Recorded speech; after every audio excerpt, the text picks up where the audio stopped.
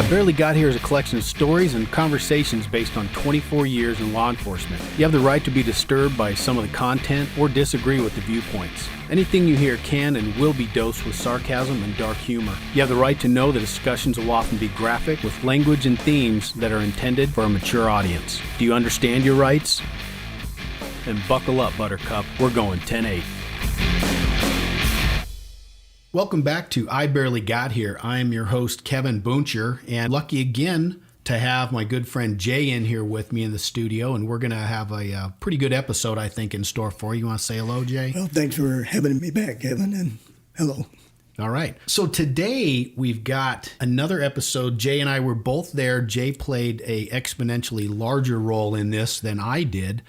But it started out as a search warrant service that went pretty bad, got pretty dangerous, and obviously we'll tell the story as we get through it. But as I've explained in other episodes, a lot of times these major incidents end up being referred to by the street name that they're on, as, you know, example was Malibu that we did a couple incidents ago. But this one occurred on a street called Acapulco, so that's how it's always been referred since it occurred within the police department, you know, the incident on Acapulco. And with that in mind, tonight's episode is Acapulco. So I am going to let Jay kind of start things off as to how this thing started and unfolded, and then, you know, I'll jump in and out of it. But pretty much, again, Jay's going to kind of carry the weight on it again. So, Jay, go ahead. All righty. Well, this particular incident, Kevin, started out as not quite a routine warrant, but maybe just one step up from a typical routine narcotic drug warrant. I had been on the police department about 16 years at this time, and part of the SWAT team 13 years, and working narcotics at the time. And one of the detectives in our bureau had been either buying drugs or having an informant buy meth out of a particular fourplex, tiny complex or tiny apartment type complex just east of Arizona State University. And surprisingly, very close to our undercover offsite. That's right. We used to have these undercover warehouse offices where they would hide all the plainclothes and undercover guys. Right. Where we all thought nobody knew who we were, and everybody in the neighborhood knew who we were, but I think it made people feel good.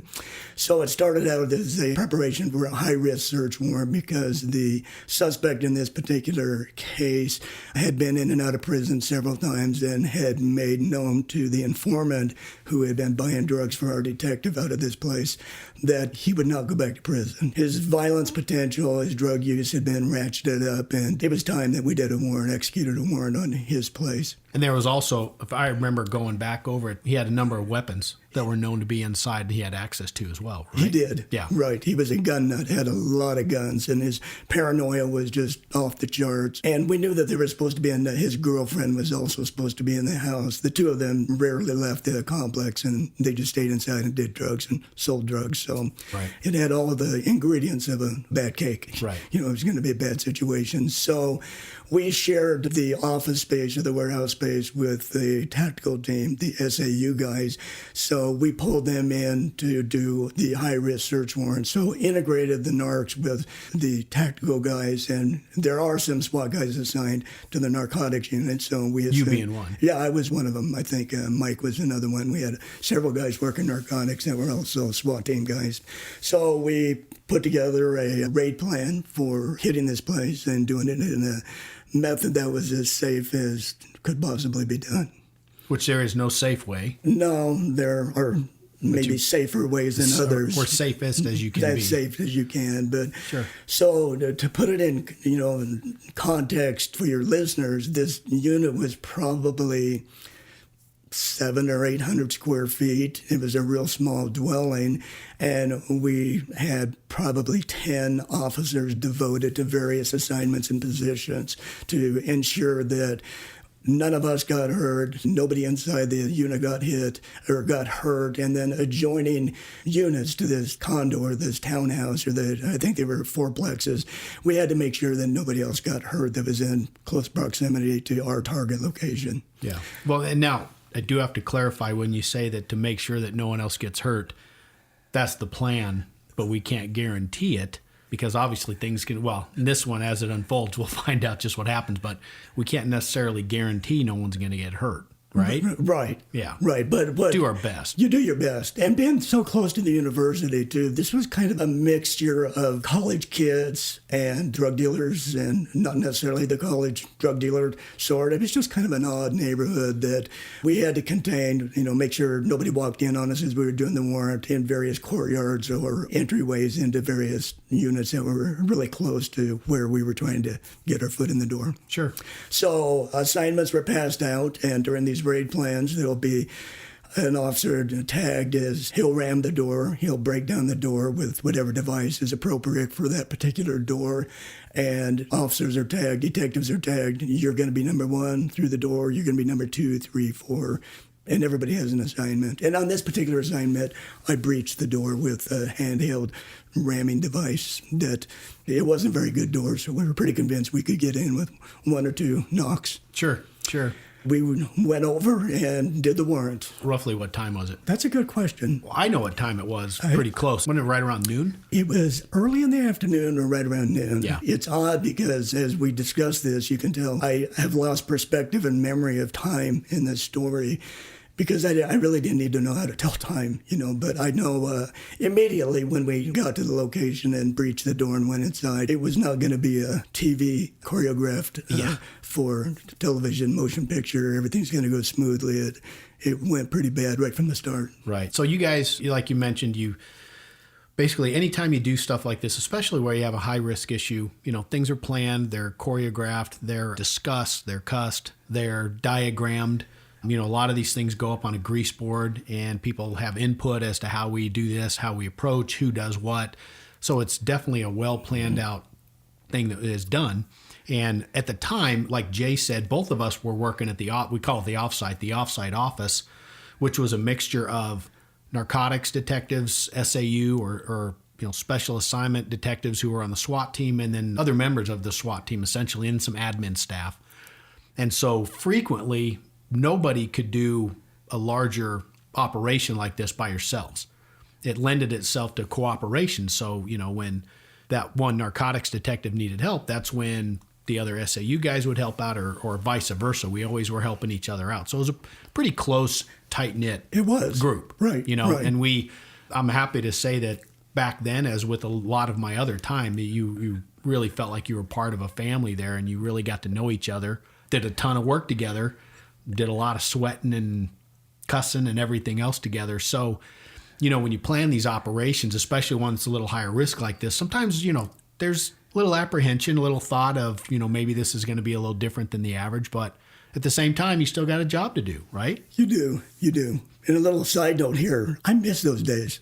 And I'm sure you do too. The camaraderie, the camaraderie of Absolutely. having a real tight working group. So, Absolutely. Once you retire from that job, if you've had the privilege of having those experiences with those real tight knit groups, it's something that you think you reflect upon, and you're grateful for having those days. And you miss. You do. Yeah. You do. So, with that in mind, did anybody have any misgivings or any thoughts that, maybe this is, anybody's spidey sense tingling or anything, or just it's another warrant? It was just another high-risk warrant. Okay. It was no more than we would have done the week before. You just prepare. Preparation is everything. And 99 times out of 100, they go as planned, and with the slight deviations, and that 1% goes completely upside down. Yeah. We're in the 1% zone today. Yep. So, all right. So you guys get there, you park, and again, everything's choreographed. There's, we know where we're going to park, how you're going to approach, the order, blah, blah, blah, blah. So you guys park, you offload the vehicles, you make your approach to the condo, and then what happens? Well, 4 or 5 of us would have stacked up at the front door, snuck into the proper position. I would have stepped around the 4 guys in front of me, took a battering ram to the door after we're announcing, this is the Tempe Police Department, knock, knock, knock, we have a search warrant, come out with your hands up. Your typical knock and announce. And then almost immediately after you give them slight pause to respond to the door, we knew this man wasn't coming to the door to open it voluntarily, so I opened the door for us with the battering ram. Right. So door flies open. Door flies open. I step aside. The 3 or 4 guys in front of me would have immediately gone into the unit. Everybody has their assignment. Number 1 guy is going to go to the kitchen. 2 guys going to go cover the living room, down the hall. This was a 2-bedroom apartment. So everybody would have had their various assignments on what to do once we breached the door and got into the inside. I would have thrown the battering ram down and armed myself with my sidearm, and then followed them in as the 5th guy inside.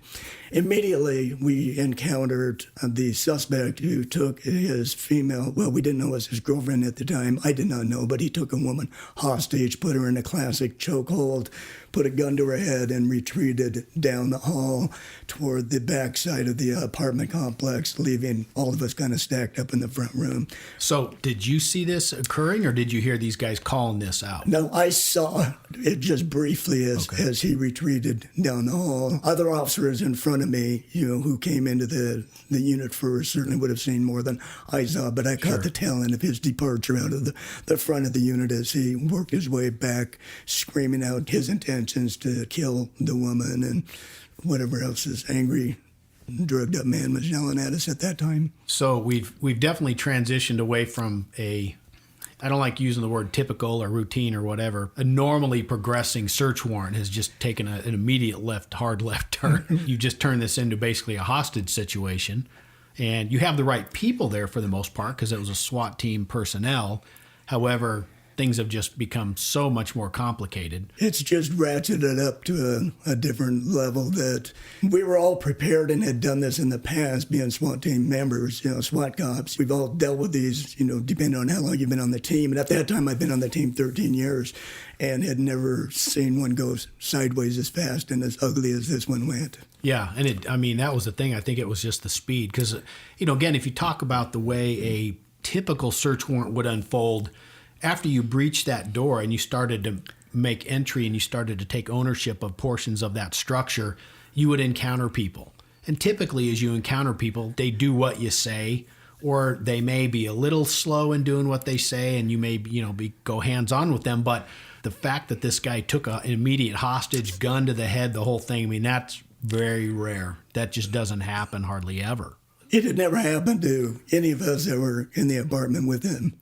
At that point in our careers. And there's a lot of experience in that room. Right, there was a lot of experience. So now, that's a good point. We had all responded to scenes like that after they'd been stabilized during call-outs in previous, SWAT incidents, but never to see one develop and unfold in front of us, immediately kicking in the door. Yeah, that's pretty crazy. Okay, so he takes this female hostage, backs his way down the hallway, goes into a bedroom, basically out of sight again. What happens? What are you guys doing at the front? Well, we were all stacked up. There was nowhere to go. So it was just like an accordion of humans. This is, SWAT cops, you're just kind of stacked up.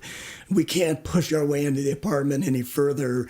One of our SWAT cops, I think it was Mike, was closest to the hall, who was doing his best to peer down the hall to see what was happening and to begin some sort of negotiation with this suspect, trying to de-escalate the situation. So at this point, it's just kind of like we're trying to freeze things where they are and back it down as best we can. We aren't progressing into the apartment any further than we were. We were just stop, freeze, let's, see where this thing is going.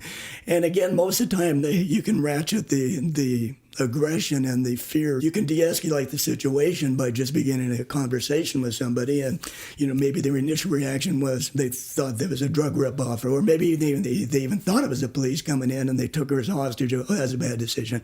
I'm going to give up. But this guy was pretty committed to his course of action. Yeah, as you'll see as it unfolds. But I think that's a great point. A lot of people, which is life in general, you sometimes make that snap, rash, later on dumb decision to do something. And so that's the whole point of when they talk about the police and taking the time to try to de-escalate, or giving time for people to kind of realize the error of their ways, so to speak. And a lot of times they will. Then it'll be, because look at how many times we'd have a call out or something, you start negotiation and people kind of come down and they say, yeah, this is a no-win situation. I give up. I come out, and you're done. Again, as this one unfolds, we see that that's definitely not the case here. So you got attempt at some communication. He's pulled back into the bedroom. you guys have kind of stabilized, or you're basically barely inside the condo/townhouse or whatever. And what kind of occurs from there? Well, what negotiations or what conversation was occurring with this guy, it wasn't working. I mean, his anger and his behavior was progressively getting worse, and it just it was going nowhere. We were making no forward progress with him. And the guy was obviously a user, seller, and he was pretty high too, wasn't he? He was. Through the whole thing. So, I mean, that just makes it worse. Right. No, it turned out he had a lot of meth in the system, Yeah. a lot of methamphetamine in the system. So his thought process wasn't right. And he was a career habitual meth user and in and out of prison. He was pretty hardcore. Yeah. And even if he was sober and not impaired by any drugs, he was still hard. He was still a dangerous guy. He was still a dangerous man. Yeah, for sure. So at some point, he started threatening the officers that were still stuck inside the little front room, the living room. And then at some point, he started shooting down the hall and making comments to the officers that were in there, like, I'm going to kill you guys, I'm going to kill her, I'm going to kill you guys. And shots were fired from him toward the officers that were in the house. I was closest to the door, so I didn't stay inside very long. I would have backed my way out of the door immediately and been standing just outside of the door. And I still remember the coffee table being tipped over inside this room and looking at some real big, tactically dressed SWAT cops trying to get real small behind the coffee table. When the coffee tables were tipped up and shots were fired inside the unit, we needed to get out of there immediately. But before vacating the property, Mike, or one of our SWAT guys, whispered in just a real quiet voice to somebody else, like, we need to get our barricades, our shields in there. We had these ballistic shields that you can hide behind, and some are big enough you can put on wheels and push, and others you just kind of strap to your forearm and grip it with your hand and hide behind it as best you can. He would scream from the back room, I've got shit that'll go right through those shields, so don't waste your time getting them, which was a real scary moment for us because it had to be unnerving. Well, we were having a private conversation, Yeah, we were whispering, so that you thought. Well, that we thought was private, whispering into somebody's ear about getting the proper equipment in there. Sure. And then he started, he cranked off, I think, a couple more rounds at that point. And then shortly after that, he threw a propane tank down the hall from wherever he was hiding in the back room, and words were exchanged. He's declared, or he yelled, I hope you guys kissed your children goodbye this morning because they're orphans. I'm going to orphan them tonight. And then he shot down the hall, trying to hit that propane tank. So shortly after that, we gave up what ground we had gained, and everybody got out of the apartment. Which, was obviously the smart move. It was time to go. When the guy was cranking rounds, was he just kind of putting his hand around the door jamb, or do you recall? We don't know. I certainly couldn't see. I was outside. And Mike, at this point, I think he was the officer that was deepest into the apartment. I don't think he was peeking down the hall, because with each round that was being shot, it was getting scarier and scarier and more serious. Yeah. So at this point, I don't think he was even peeked down there to see what was... If he was sticking his hand down, just blindly shooting, or stepping out and taking aim, trying to hit something. So from a tactical perspective and a planning perspective, blah, blah, blah, you don't like giving up ground. That's one of the things that when we're doing a call out or a search warrant or a search of a building, I mean, really anything, once you've kind of physically taken control of it, and it could be as simple as visually, if you visually see that a room is empty or whatever, cops, we hate giving up control of it because we've just made our problem more difficult. But especially like in this situation, it's a no-brainer. You got to get out of there. I mean, you have to leave. There's 10 reasons I could cite, but I think it's fairly clear and obvious that, that was the correct decision to make. It was. We would give everything back we earned. It was too dangerous to stay inside. Right. So let's take it to, if someone were to question, well, did you feel like you needed to try to rescue this girl? Do you think you should have pressed, or do you think anyone would think that you should have pressed forward to basically follow him like this? I don't think anybody would have thought that. And these things certainly get debriefed over and over and over after they're done. Right. And the consensus was to give up the ground and not move forward was the proper course of action. Had we proceeded down that hall, we were convinced she would have been killed. He would have hurt or shot or killed one of us or several of us. He had an advantage with familiarity with what he had in there. Right. What weapons was available to him. We knew he had multiple guns in there, but we weren't sure what the caliber, what he had. And it turned out he had a lot of guns in this place. And I don't think anybody would have second guessed that wasn't familiar with this issue, that we should not give up that ground and continue to press forward to try to rescue her at this point. At this point, we would back out, and then it would be a de-escalation time and a cooling period where we hope that now we can begin a conversation to just talk him out of his bad behavior and what he was doing. Right. You know, the reason I asked the question is because, again, you bounce over to entertainment, TV, movies, or whatever else, and sometimes as these things unfold, you watch the cops, press forward, and they, intercede in the room, and they take that 1 in a million shot that, again, it's movie shit, as we call it. Perfect stuff on the movie. Exactly. Well, and they have a tactical gear windbreaker on too, and no vest. And so, the ballistic windbreaker. Yeah, the ballistic windbreaker. Yeah. So, no, it was time to go. Yeah, no, I totally agree with you. So I'm going to jump to where I got into this was, like I said, I was working an SAU squad. Again, same building, same place that Jay was working at the time, but I was working the PM shift. So we had one squad that worked a day shift, and I worked the PM shift. And I want to say we started at 1 or 2 in the afternoon. Well, the reason I'm pretty confident that as it started at about noon or so was I remember very clearly I was in the gym working out, and one of our detectives came down, Carolyn. She said, "Hey, you might want to turn the radio on because there's some shit happening out there. Your guys are in the middle of something bad." And I'm like, oh, crap, because normally I sometimes I'd remember and sometimes I wouldn't, but I didn't have the radio on. So sure enough, I'd click that radio on, and it took about 10 seconds for me to figure, oh, crap, this is going on. I remember getting a hold of my boss at the time, said, "Hey, I'm down at the gym, blah, blah, blah." And he says, "Oh, perfect, grab the SWAT van." Because at the time, you have your SWAT van, your SWAT truck, your SWAT whatever. It basically holds all our gear, holds our equipment. So that was my job. Yep, go down there and grab that thing. From that point on, I've got the radio on, and I'm doing my best to run down, throw my stuff in a locker, run down to the SWAT van, throw my clothes on real quick, and then you take the SWAT van out to the call, right?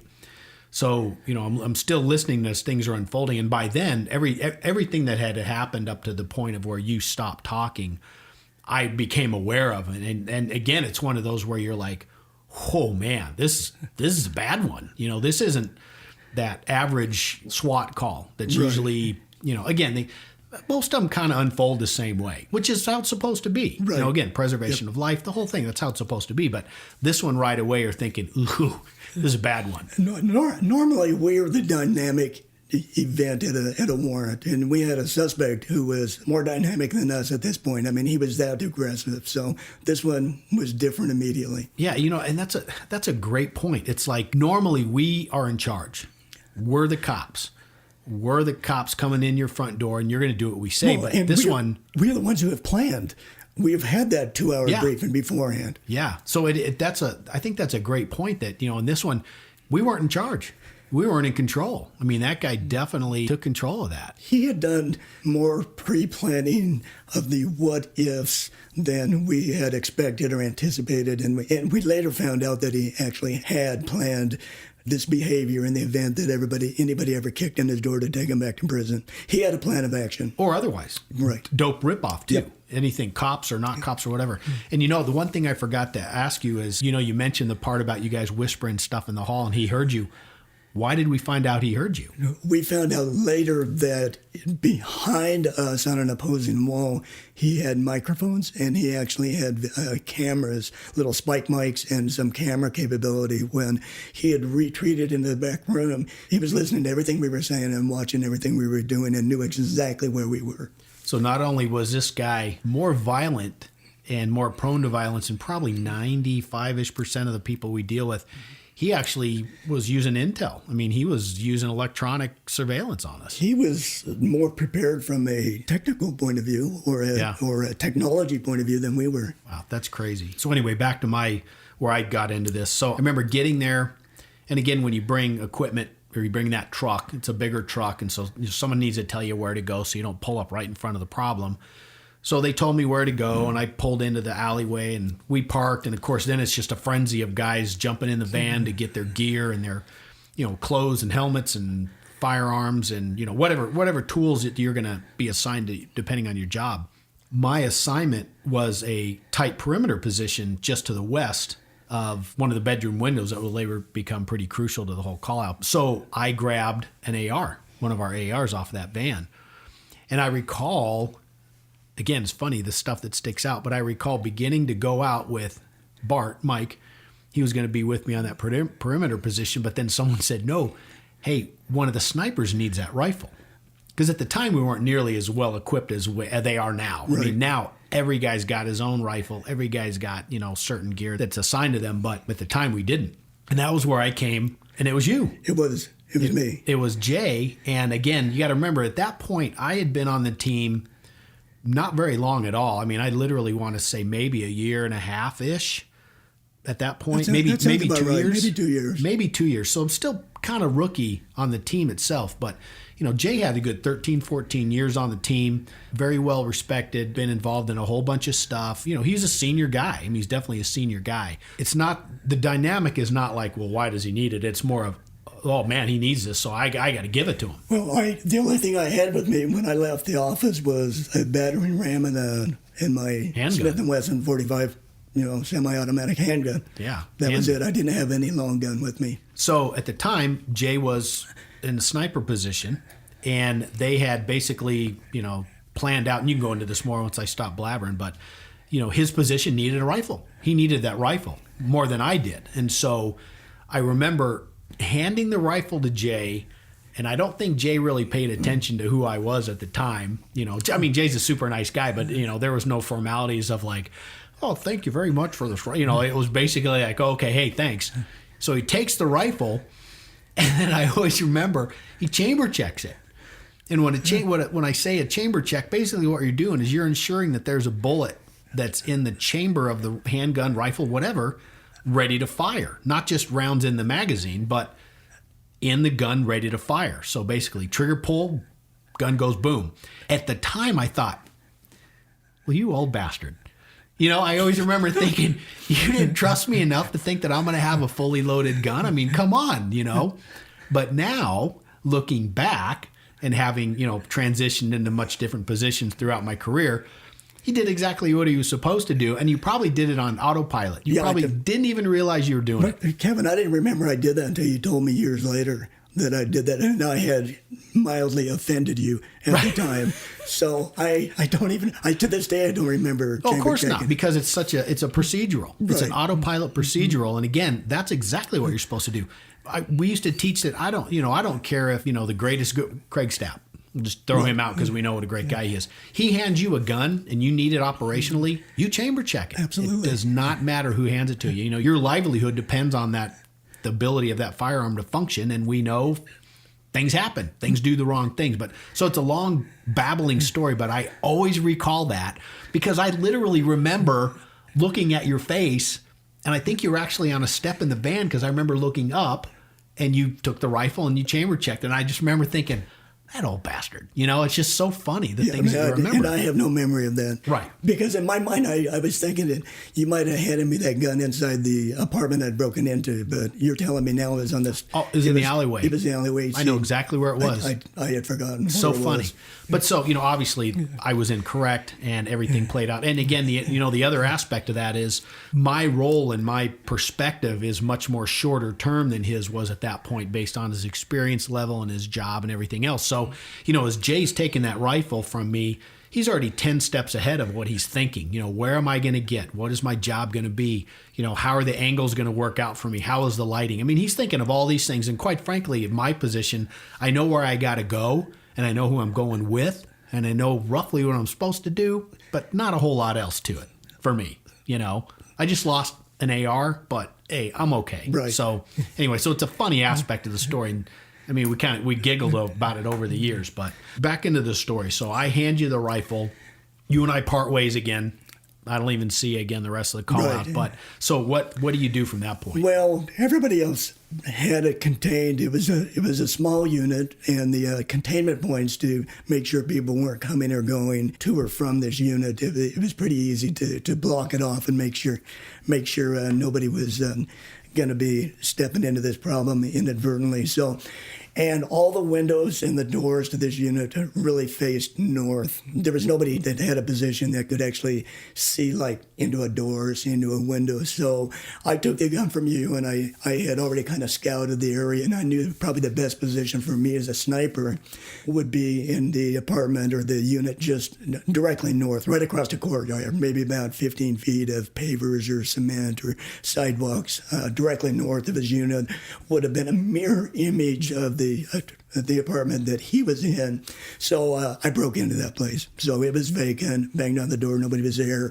I think I might have found a window that wasn't locked, and so I just forced entry into that place, or broke in there and worked my way to the front door. And then from the front door area, I could open the door slightly. I remember there being a security screen door on it, so I could peek around the corner and peek out. And so, as we discussed in a previous incident or previous podcast, the sniper is kind of the voice of, you're in a position to narrate. So I just got in a position where I had the best vantage point of the windows that would have been facing north and the door that we had broken into, which was now shut. So I just posted up in that location with that AR you gave me. And, again, it's a crucial position. A lot of information is provided. Quite frankly, it's kind of a quasi-supervisory spot sometimes, because they're going to be relied upon for positioning of perimeter units and sometimes equipment moving and, things like that too. Yeah, So, in this one, I couldn't offer much other than just visual narration, what I was saying. So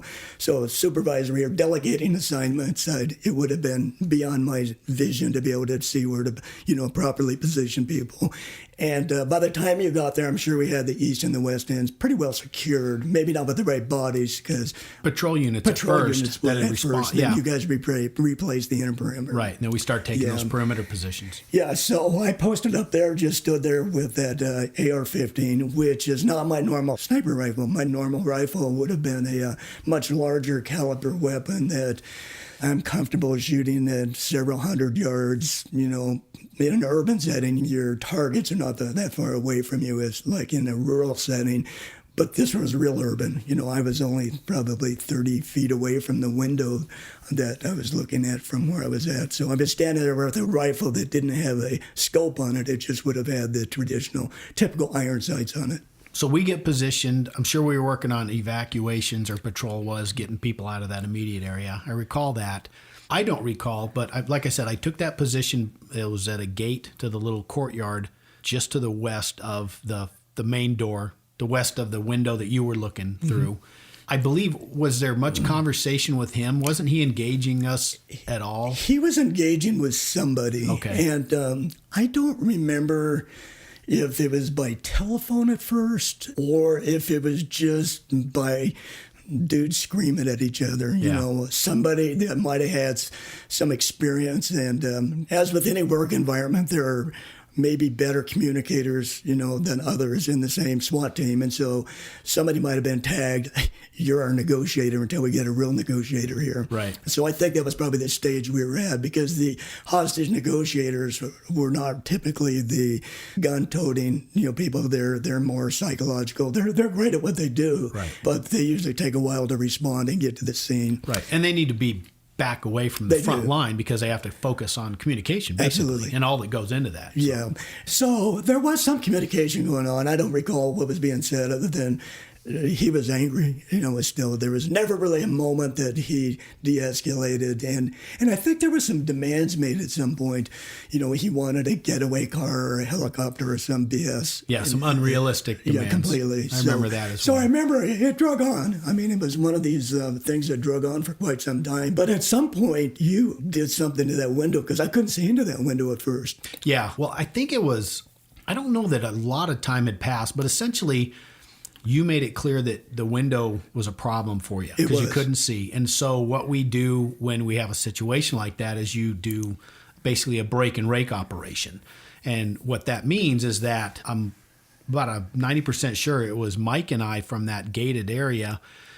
we get basically a ball bat with a hook on the end of it, and we have to approach the window, and one guy with the ball bat slams into the window and breaks the glass, and then you rake it out, and then you hook whatever window covering you happen to come across, whether it's a Venetian blind or curtains or whatever. There was Venetian blinds on this window. So you basically have to hook it, and you pull that stuff out of the way in order to give, in this case, Jay, a much better view and perspective looking in the window.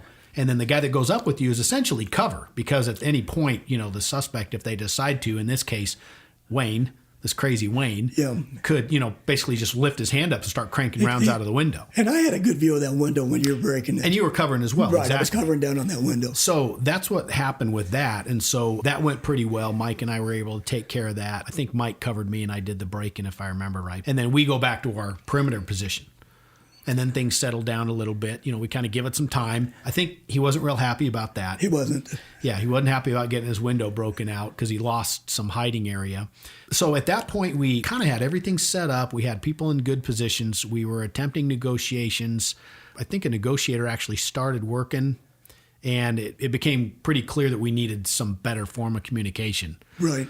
So in this instance, what we decided on was what we call our throw phone, which is a hardwired phone that goes back to basically the negotiator position. So it has this, it's essentially a steel sheathed phone line that's, you'd have to work really hard to damage it because it's made for that. It's made to be thrown and tied and, pulled and yanked and everything else. So the determination was that Mike and I, again, were going to deploy this phone. But let me back up a little bit. So I think what we need to make sure is it's clear that at this point, based on Wayne's actions, his history, his verbalizing, his everything, he had become what we would call a target of opportunity. He had, and what's hard to convey in this discussion is how much time had elapsed by the time we got to this point. So I think we're not talking about 4.5 or 4 hours from the time that it first started, because I remember the critical part of this story occurred around 5:30 in the afternoon.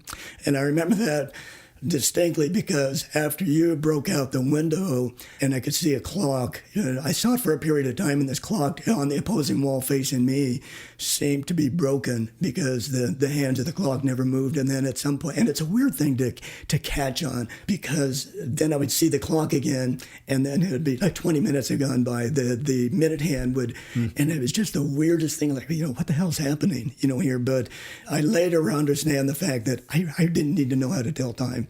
On this thing, all I needed to do is have my visual acuity, tuned into seeing a hostage or a suspect with a hostage come into my field of view. So there was a period of time that had elapsed. And, but anyway, during the time that I'm discussing, the negotiations had broken down or reached a point where it was deemed that, like you said, this man was going to do something really bad to his hostage. Right. So, essentially, police officers are legally bound to take someone's life in preservation of their own or that of an innocent third party.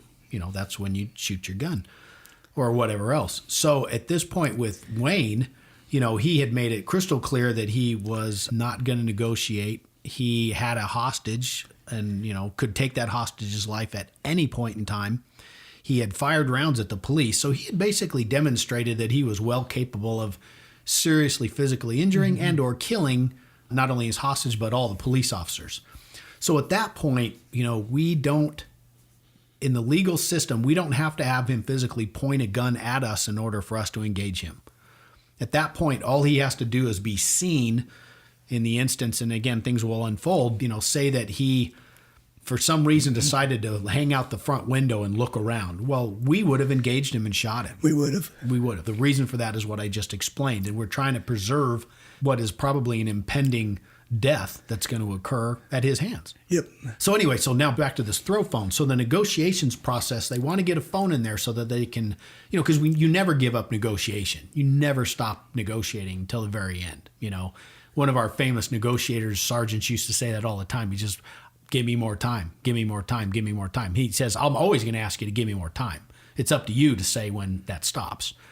But anyway, so the phone served two purposes in this case, and they're really diametrically opposed in this situation. So the first purpose is we want to get the phone in there so that we can negotiate with this guy and ultimately try to talk him out of there, talk him into giving up his hostage, talk him into surrendering, talk him into doing whatever. But the opposite intention of this phone was we were trying to limit his movement inside the structure. And the reason we were trying to limit his move inside that structure was to essentially give Jay a better opportunity to shoot this guy. I mean, that's what it really came down to. So I distinctly remember being told, basically that is the purpose of the phone, the two purposes of the phone. The first one I knew, the second one I was made clear on. And so I needed to make sure that I didn't give this guy free range. Because again, you have like 100 feet of this cord, but when we were trying to limit people's purview inside of a structure or an area, you'd have to tie that line off. And so I always remember, same thing, I think it was Mike and I that went up there, and I'm pretty confident I remember it was me that basically, chucked this thing through that broken out window. And then we retreated back to our little position, and I had it tied off. Well, almost as soon as we settled back in, I remember seeing that cord getting yanked. I mean, it was like you were saying, like there was a fish on the end of the line. I mean, a big fish. And in my mind, all I kept thinking was, oh my God, I hope that knot holds. Because if he'd yanked it free, he would have got another 20 feet and ran deep into the apartment. Were you holding onto the other line? No, I had already tied it off. Okay. Like I had calculated how much line I needed. And so I had a good tie off right at I think it was at the fence post. I can't remember, but I remember that. And then I remember distinctly him yelling, like, give me more effing line or give me or something. He was something. It was obviously, he was aware, I think because of his time in the system, he probably knew what that meant. He probably did. And I believe that we gave him some other reason, but at the same time, he knew what the purpose was. I always remember that. And I remember how important it was to me because I needed to do a good job at that in order to help Jay do his job. The guy that just chamber checked my rifle and maybe irritated. But, so you remember, it's funny, the things that you remember. And I just remember thinking, this is important for me to do so that Jay can do his job. Yeah, and it is funny what you remember. And it's even funny what you don't remember. Because I don't remember him screaming about not having enough line. I don't remember that part. And again, I think it was because I didn't need to know how to tell time or listen to what he was saying. I just needed to be tuned into what I needed to do if the opportunity presented itself. Right. My ears were kind of shut down other than, I could hear the radio traffic, but whatever was being negotiated, I'm not caught up in the conversation. So, well, your mind's paying attention to what it needs to, not what it doesn't. Well, completely. And it's one thing, having been in law enforcement as long as I was, it's one thing to have a gun pointed at you and react to a shooting to protect your own life. It's another thing to be told by a tactical team commander, you're given a green light. This man is a target of opportunity, so you shoot him to stop his criminal behavior and preserve other people's lives. It's another thing to be told to do that and then have a period to process and think about it. You train for this for years and years and years, and you're given that opportunity several times over the years, and it's seldom do you actually get to the point where you actually pull the trigger and you have to do it. So I just needed to make sure I did my job properly to make sure Stephanie was able to get out. I think her name is Stephanie. Yep. Make sure Stephanie was able to go home that night. Yeah. That's a great point. You're almost, if and when you fire your gun in that kind of position, it's to an indirect threat because in theory, he's not really a threat to you versus like if you meet face to face and some guy points a gun at you, it's much more cut and dried. Right. So yeah, that's an interesting dynamic. So anyway, so we get the phone in there. Jay has his marching orders. We all have our marching orders. It's not that, when there's a target of opportunity, it's not certain cops that have the directive to take action to shoot the guy. If for some reason he had, Jay's gun malfunction, the guy jumped out of the window and came toward my position, I would be in the same position. Exactly. I would engage him. Right. I would stop his actions. But so anyway, so the phone's in there. He picks up the phone and starts to use the phone. And then prior to him picking up the phone, I was joined by another sniper team sergeant. Ray had joined me. So we knew the phone. You would deploy the phone in the room. Ray had come in and taken up a position with underneath me. I was standing up to take the shot, and Ray was kneeling underneath me with a different weapon. So he had an MP5, I had the AR-15. So the idea was two shooters are better than the one. We can make sure that the problem is resolved and Stephanie is safe. So at that point, we both watched him back into the bedroom where you had deployed the phone. However, Stephanie's head was shielding the only target of opportunity for us, which was Wayne's side of his head. It was shielded. We could not take a shot because we had a hostage in front of it. He worked his way into the bedroom, maybe about 5 or 7 feet, and then he spun to his left, which would have been looking from east to north. He was looking, and he saw us. He saw us because we were only 40 feet away from him, and he dropped out of our line of sight. He immediately dropped to the ground. So both of us felt like we had.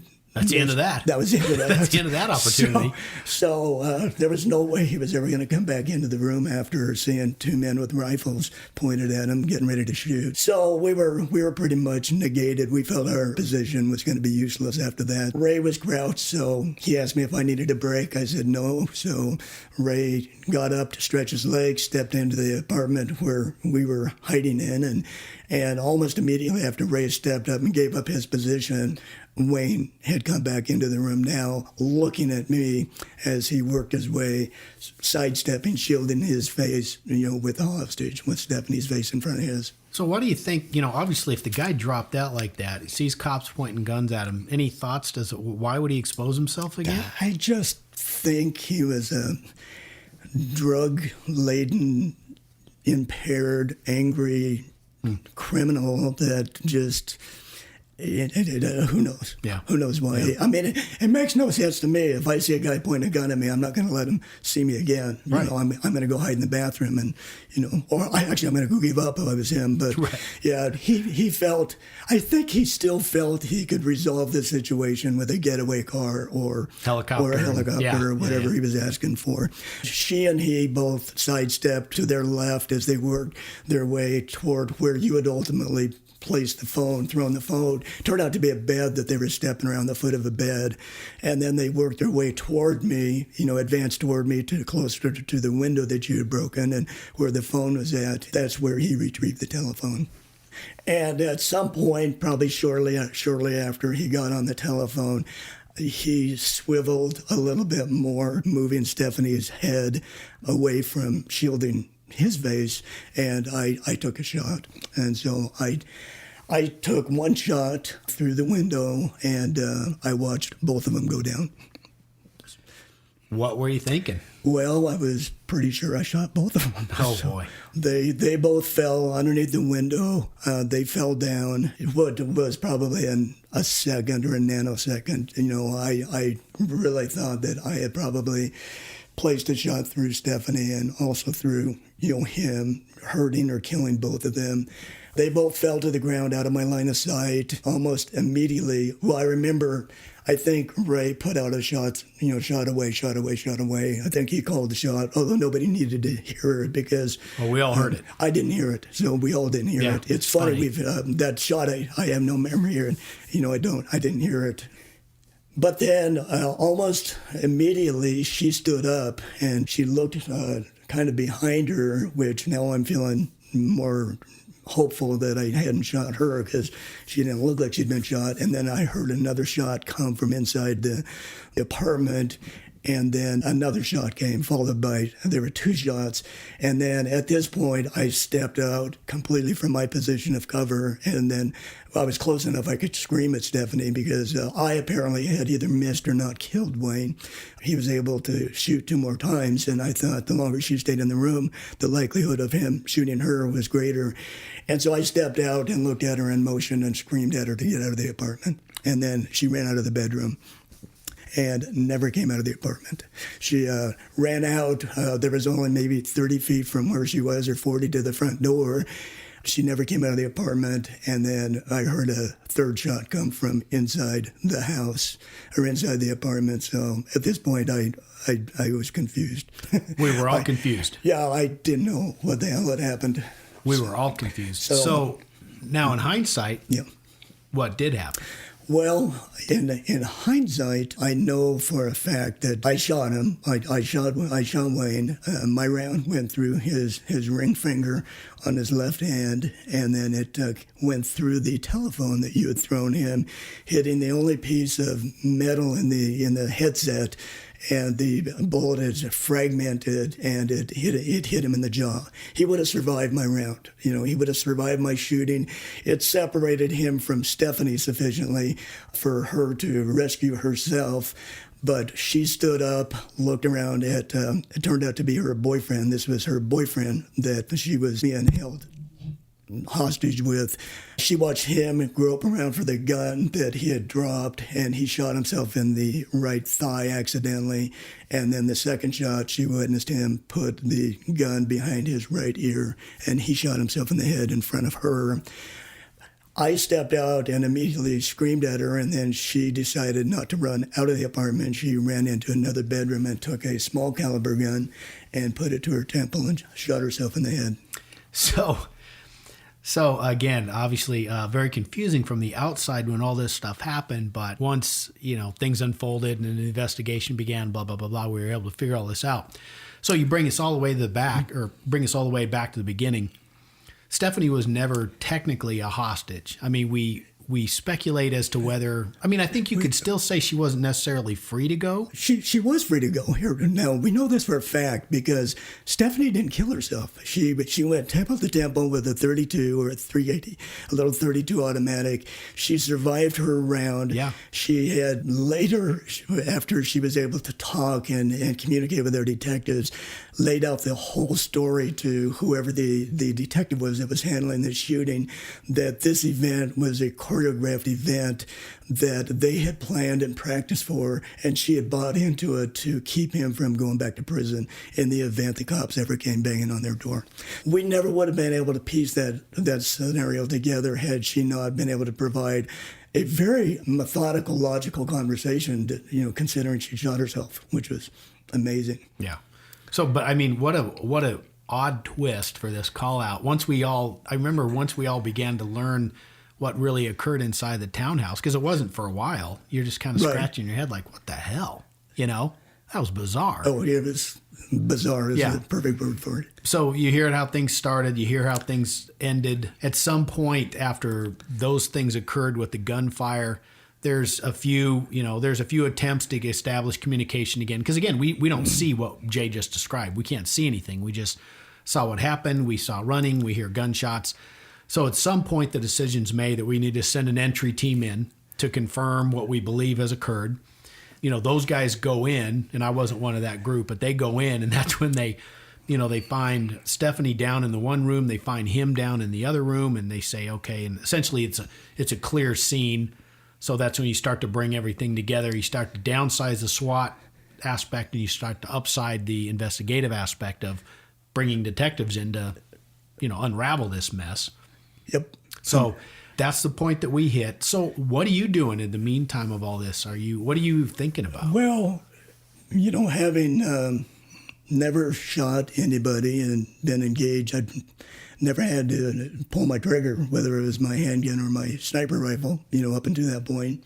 There's a lot of things going through your head. You're processing what happened, first of all, I didn't know everything that I just told you that we learned from Stephanie, so I had no idea of what had taken place underneath. So I was trying to think what did take place out of my sight, and I just could not grasp or understand the fact that she was shot in another room. I couldn't even think about her shooting herself, so nothing was making sense to me. And then again, you have such an adrenaline dump that you're physiologically, me, I was just pacing. I just remember being ordered to stay in the room, stay where I was at, and not leave to kind of keep me sequestered from the rest of you guys and everybody else that was out there, which was very odd and isolating, for me. But you don't realize, how odd and isolating it was and maybe how wrong it was, until later, till you process. I was doing a lot of pacing, Kevin. I remember I'm a bit of a pacer or a bouncer. I have a lot of nervous energy, that I vent, and I just remember walking in there like, holy shit, this was a bad night. The good thing was none of us were killed or injured. The bad thing is the suspect was down, and I didn't think he'd killed her, so I was just trying to process a lot of visual things that I had seen, a lot of audio things that I was trying to process, and nothing was making sense. You had a lot of unknowns. A lot of unknowns. unknowns. Yeah, a lot of unknowns. But none of the unknowns touched on the fact, like, did I do the right thing or anything? So, I knew I had, so even though I had so much flying around in my noggin, my head, I knew that I had performed properly. I felt like I had maybe not shot as well as I should have because, he was able to pull the trigger 2 more times and could have killed her. I became I'm very happy I hadn't shot her, so I was real happy to see her stand up. So, yeah. But a lot of stuff going on. I remember wanting, that's crazy. I wanted a Diet Coke so bad. Somebody showed up and gave me a juice, because they were worried about giving me more caffeine, which I thought that was like, kind of stupid. But, right.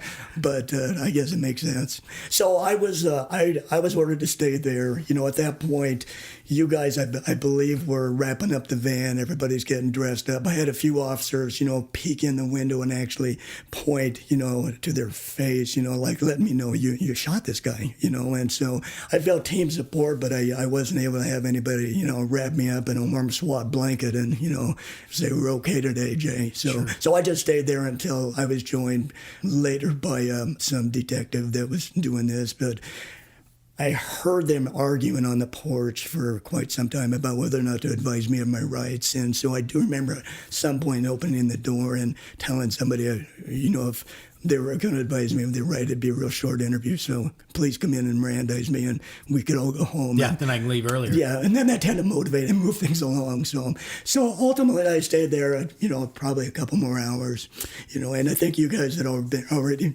made it back to the main station. And then I remember going back to the station and making a phone call home. Yeah. There's a couple points that I want to make here. Your shooting was the impetus to make some changes as well. And I just want to make sure that we don't gloss over it. So one of the biggest problems was when you took that shot, as you explained, that round actually went through the headset of the telephone, which basically decreased the ability for that round to incapacitate him exponentially, right? Yeah. And part of the problem, which, sometimes some of the most obvious things are right in front of your face, but you never realize it. Well, the handset for the phone was flesh colored.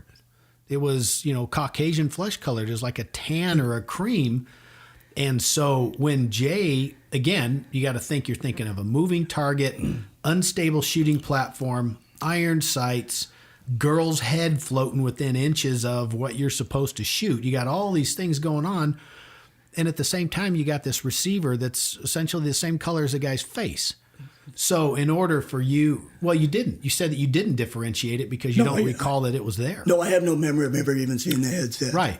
So that in and of itself was one of the big things that we kind of all looked at each other after the fact and went, why in the hell is this thing the same color as someone's skin? It seems so simple right? now. Exactly. It seems so simple. So that was a big issue. We changed that, obviously. But that had a big impact on how well that round worked or how well it didn't work. And then there was the issue with the caliber of the rifle. Right. So we talk about, when you take a shot, when an officer fires their gun, we're not looking to kill people. We're looking to stop their action. We're looking to incapacitate them. That's the best way to put it. You don't shoot someone to kill them. You shoot someone to stop doing whatever it is they're doing. So we were able to determine that round, that .223 round coming out of that rifle, is not necessarily the greatest one-shot incapacitator. Again, you had issues with the round itself, the weight of the round. There's ballistics people could tell you a lot better than me, but it wasn't the best fit. If Jay had a preference, we'd have had something different. But at the time on our team, we didn't have that. And so really Jay had two things that worked against him quite a bit, being the round and the rifle used and the handset being in between the guy's head and Jay's bullet. So yeah, it was a bad combination. Bad combination. Again, it's something that we learned both ways. We learned from that. We're fairly soon afterward able to obtain what we called our mid-range rifles, which were a much heavier caliber, and they weren't a sniper rifle. They were more for the specific shot that Jay had to take. Kind of an in-between tool. There you go. Yeah. And then obviously we changed the color of the headset. So those are the two things that came about that, and I just want to make sure we hit on that before we move past it. But and then the other thing I wanted to explain is depending on what department you work for and depending on your mindset and who you are and everything else, the concept of sequestering officers that are involved in shootings is essentially boils down to they want to keep them from sharing their story with other people. They want to be able to say, well, Jay took this shot, and then from that point on, he basically was on his own. So he couldn't fabricate or make up or fill in the blanks or whatever else, and he would give a more accurate representation of his experience. And so on paper and from an administrator's point of view, it makes sense. But the problem is you have to look at it from, and again, having never shot anybody, but being on these calls where a number of my friends have been engaged in, police shootings, it's a very traumatic experience. It's not something that's pleasant. It's not the movies. It's not Dirty Harry. It's not, I just shot this guy, let's go grab a cup of coffee and then curse out my boss because I didn't do the paperwork yet. I mean, it's such a completely different dynamic than what's represented in entertainment.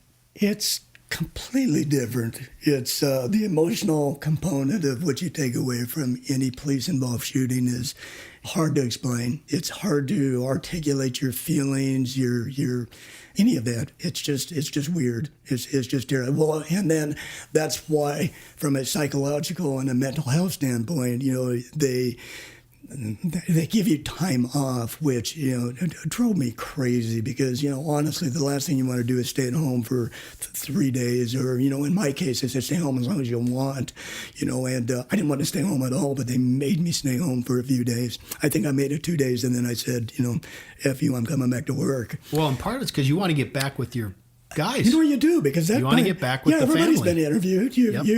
You've talked it over with your, the detective who's investigating it, the internal affairs component, the county attorney comes out and interviews you and has a walkthrough with the shooting scene. They listen to, what happened, and then, it's not until months later do they ran to a written review and say, your shooting was exonerated, it's fine, which is still kind of weird because they still term it a homicide. Right. Which is bizarre, yes. So once you finally have a few things tucked away, you're handed a piece of paper and said, oh, you didn't, you're involved in a homicide, but we're not going to charge you. It's justified. Yeah, justifiable homicide, which is just weird. It is weird. But you've already, you've worked things out with your family as good as you can, or as best you can. So I was ready to come back to work. So let me take it back to where I cut you off. So when you got back to the station, you made the call back to your wife. Yeah. How did that go? Oh, terrible. I'm going to cry just thinking about it. Yeah. Yeah. Well, maybe we'll come back to that. I was okay. That's all that mattered. Yeah. Now, had she heard about this before you called her? She had. Okay. Joe had actually called her. Okay. Because a lot of this was going on during the nightly news. And so family members of SWAT teams are usually with their significant others having dinner with their children, watching an event that their husband or wife could be involved in. And this was the case here because it was all occurring between like the critical part, late afternoon into the lunch. Yeah, that's into right. the news. So, so I stopped at the offsite, made a call home, let her know I was okay, and people let me cry in private, to her. And then I was driven down to the police station to have an internal investigation. Nice. So, again, just to reiterate that, been around a lot of guys who've been in shootings, like right after the fact. None of those guys, even the toughest of the tough that I know, that are tougher than me, it hits them. It is not something to be taken lightly, and it's not something that they just shrug off. It's a big deal. It's a life-changing event. It really is. It changes. Sure. And initially there's some resistance to the change. You believe you haven't been changed. And in my case, my wife convinced somebody that I had changed a little. Yeah. She went behind my back. So, as good wives do sometimes. Yeah, she did the right thing. So she had... They don't force you to go to see a psychologist, at least back then. I don't know, do they do it now? Do they make you go see it? They can't. I don't think they can make you. Yeah, and I had no respect for our city psychologist. He used to drive around the car in a fancy car with personalized plates that were quite offensive to me, and I had no respect for him as a mental health facilitator of better mental health. So I refused to go see him, and I thought I had tucked everything away properly, but apparently my wife had seen a side of me post-shooting that wasn't there before shooting. So when my boss, who was out of the country, came back into town, when he called to check up on me, she had told him some things that she wasn't really sharing with me. And so the three of them conspired to get me to a different psychologist. So what, if you are so inclined to talk about it, what are some of the specific changes that she noticed that are things there? Do you remember? The one thing that I do remember was I'm a very tolerant man of behavior for the most part, especially on public. I don't like rudeness, but I'm not going to call you out on it. But I remember yelling at somebody at a Blockbuster Video maybe for being impatient with a clerk that was, making minimum wage, doing the best to get a movie out to the public. And I remember yelling at him for being a bit of a, jackass. And that was out of norm for my behavior. And I can't remember some others, but she had seen some things as a wife who had been married to me at that point for, I think, 14 years at that time. She had seen my behavior. I was a different man at home, and I don't remember how. But so I went to see a psychologist and had my session with him, and it was great. It was great help. He was a very understanding man that was very reassuring to me that I had things tucked away where they needed to be. But it was funny when we were wrapping things up, he asked me, he goes, "Do people lie to you?" And I said, "Oh, all the time. On the street, they lie to me nightly." And he goes, "And people on that couch have a tendency to lie to me too. So, will you come back with your wife?" And I was happy to bring her back, and we had a joint session with one another. Interesting. In hindsight, same thing. Good that you did it with her, or do you think? Oh, it was great. It was great. And she even benefited, I think, from hearing from a third-party professional that I was right where I probably should be in my recovery, in my mental health recovery. And these were the steps that I had gone through, and this is what to expect in the future. It was good to hear from a doctor, and it was wonderful. But what was kind of funny, though, was he called her out on her not being quite right, which I still find so dangerous. I find so funny. And then and he said he was more worried about my wife than he was worried about me, which I enjoyed immensely. I thought that was hilarious. He explained to her that he felt that she lived in a world of denial, and if there ever came an occasion when I was killed on duty and didn't come home, he was worried for her mental health that she would have a bigger tumble than she might normally if she recognized the dangers that her husband faced nightly when he was at work. And I was real proud of her because she responded not with anger. She looked at him and said, "Well," she goes, "listen," she goes, "this guy gets called out in the middle of the night, in between 2 and 4. I can't even tell you how often. If I was the type of woman that worried that he would never come home, or if I couldn't go back to sleep after he got called out, I would be a statistic. I'd be a typical cop divorce. So is it okay if I come back to you if he never, comes home?" And she goes, "You're perfect. You're a perfect cop's wife." So yeah, I love that. So and it makes perfect sense. Perfect sense. Absolutely. Yeah, it was great. Absolutely. I don't know. I'm just going to backtrack a little bit. So day of the incident, you finally get interviewed. It goes however it goes. And then at what point do you go home, and how do you get home? I drove myself. Oh, I didn't drive myself home. They made me leave my car at our offsite. I think we locked it up in the warehouse, and somebody drove me home. It was somebody on the team, kind of I think it might have been John. John Evans maybe drove me home. He drove me home. I walked into pretty comfortable arms to... Yeah, I can imagine. Yeah. So that was it. I did. You don't sleep very well. I didn't sleep at all that night. It took a couple nights before I finally tried to settle down. Oh, I do remember the next morning I got a phone call. It was my mom calling me. She was complaining because we hadn't told any of the family. My mom called me out of the blue, complaining somebody stole her car in San Diego. So I let her vent. And then after a while she goes, "Well, you don't seem very interested." I said, "Well, I'm sorry, I shot somebody last night. So can I call you back later?" So. And then later that day, she sent me flowers, which was really kind of weird, and with a card that's to a good shot or something. What's a mom send a son about? Yeah. Her boy shooting somebody. Yeah. How do you acknowledge that? Yeah, it was kind of weird. So that is weird. And so life eventually went back to normal. I stayed on the SWAT team another year after that. The only time in my in my SWAT team tenure, did my wife ever ask me if I would consider leaving the team was after this shooting, and I wasn't ready to leave. I told her that if she and my kids were on the inside of a bad situation with a hostage taker, I still wanted somebody on the outside, but that was dedicated and felt great at his craft that would give them the best opportunity. So I stuck around another year, and then after another year, at my 14-year mark, I'd kind of had enough SWAT, so I left. Yeah. You know, and that's interesting because I'm thinking back on guys that were involved in shootings, and I don't think they stayed on much longer either. I think a number of guys, I'm trying to think of guys that, you know, were involved in a shooting and then stayed on, let's just say another 5 or 10 years. I don't think it happens. Yeah, I don't think so. I think it changes, and then, you know, there's a layering residual effect of, you know, just seeing so much bad stuff. So Sure. I don't know too many that leave immediately, you know, after their shooting. I think they all stick around a little bit, kind of get back in the saddle. I think so. They don't want that shooting to be a defining moment, you know, in making a decision that important. So. Yeah. No, I think that's exactly what it is.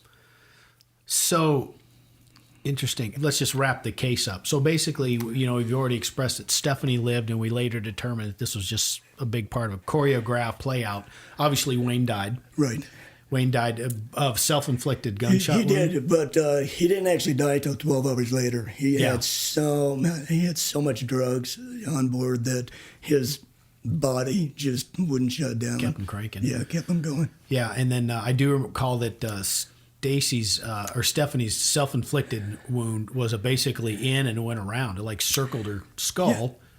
Yeah. It never really actually penetrated straight through and through. It was kind of an odd It was very odd. injury. And then I remember a year later, the department got a Christmas card from her parents looking for some item of evidence or something, but actually thanked us for saving their girl's life because apparently she was always up and down, and I think she had some mental illness going on.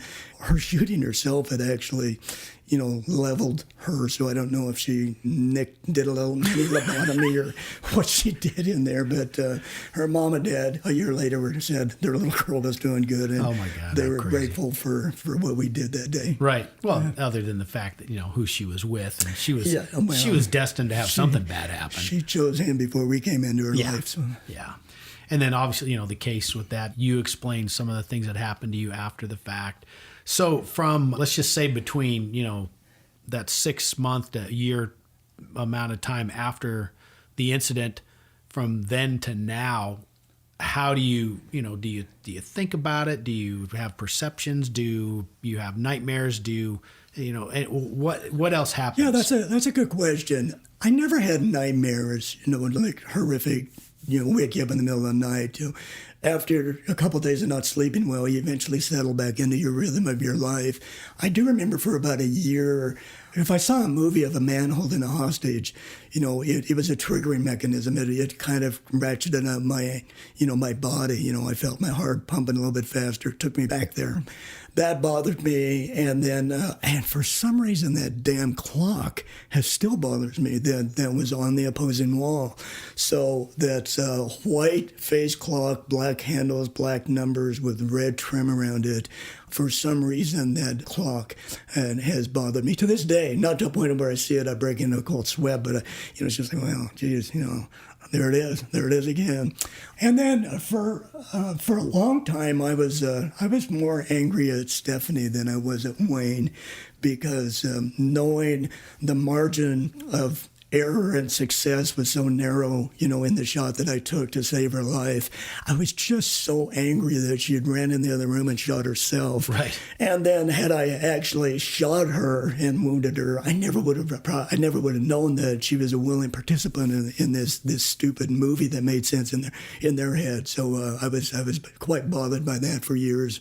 That's tucked away. I'm fine now. But other than that, no, I seem to be relatively okay now. You've come to terms. I have. Yep. Yeah. I've come to terms. I'm glad I didn't have to shoot anybody else in my career. It's odd. I remember going through some debriefings where you get all the SWAT game later and hearing some snipers on our team say that they probably didn't feel comfortable taking the shot I took because it was a pretty technical, Tough. scary, tough shot. Yeah. And I think the human element, when I saw the team after this scenario, I saw the team ratchet up their training and take training much more serious, after Acapulco. Up until then, I think there can be a sense of arrogance by, success, and nobody gets dirty. There's no failures, and everything goes according to plan. So, in a way, this event, I think, maybe drove home the importance of good, diligent training with cut out the arrogance and the grab ass, and let's just hone our skills to the best as best we can. So yeah, and I think I'd almost call it a renewed commitment, because I remember the year or so after that we did a renewed commitment to what the job was about, what we were supposed to be about. I know that the department bid off on more consistent training for us as a team versus it was a little hodgepodgey back then. Sometimes we could make them and sometimes we couldn't. Yeah. It was a defining factor in a number of ways. Some that we discussed already with regards to firearms, silly things like what color the handset is for our phone. Right. I mean, just stuff like that. It's so simple. Yeah, so I definitely, obviously I was there too, but not nearly to the, didn't participate to the extent that you did. Anything else? No, I can't think of anything. I don't know who your listeners are, so I hope I didn't offend or frighten anybody away. But I think it's important for your people to know that I believe 99.9% of the cops that are out there working want to go through their whole career and never shoot anybody. And even the guys on SWAT, they don't go to SWAT so that they can notch their gun. They go to SWAT to provide more assistance, and they're given the opportunity to train and give people a better chance at survival. We live in an environment right now that's kind of weird. So Amen to that. I would like some of your people at least to have a takeaway to understand that when a cop out there pulls his trigger, they don't go home and everything's right. Or they don't go to the next shooting. They don't. Yeah. Nope. And that's kind of the point of the podcast, Jace, is to make people better aware of what a real cop goes through, and what we see and what we do and how we feel. And, there's a lot more to it than the stuff that you see on TV and movies. There is. So, yeah. Right. So, great podcast. Well, thanks for having me. Yeah. Thanks for coming. And again, I plan on ringing a little bit more out of you. So hopefully we'll have a few more together. But for this one, I appreciate it. And unless you have anything else to I don't. add? Nope. Thanks again, Jay. With that, guys, I'm going to close this episode of I Barely Got Here. I want to thank you for listening. And if you like the show, please subscribe and post a review and ask your friends to do the same.